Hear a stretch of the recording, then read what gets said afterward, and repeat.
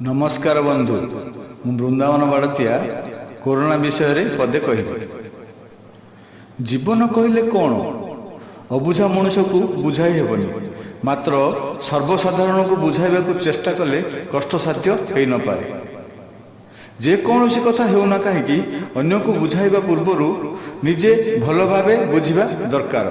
एही परिप्रेक्षी रे मु जहा कहिबा को चाहे से कथा को केते परिमाण रे मु बुझिछि ताहा विचार्य विषय।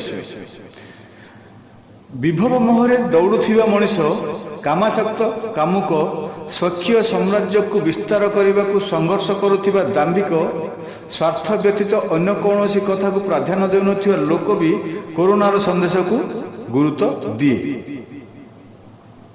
कोरोना भय आतंकित समग्र मानव समाज मृत्युर पादध्वनि शुणी निजे निजर जीवन रक्षा करने को अहरह प्रयास करुछि सबु पद पदवी गरिमा को भूली।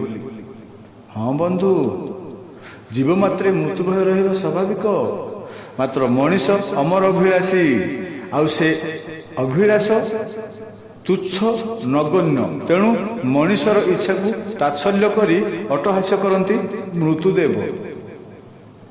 कोरोना भयरु मृत्यु आशंकारु मुक्ति पाई पारंती सही माने जो मानकर देहध्यास नाही पुणी जो मानकर देहध्यास अच्छी सेमारे भी अमर होई पारंती जगत हित पाई प्राण बलि देले निज अपेक्षा निजको बंचाई पारे।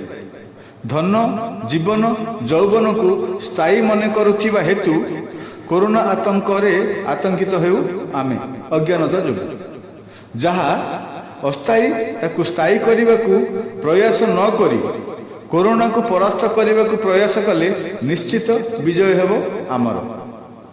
जो माने भीड़ नुहंती सही माने कहिसंती हारिबा अपेक्षा मरिबा श्रेयस्कर। हेले बंधु आमे हारिबा ना मरिबा निष्पत्ति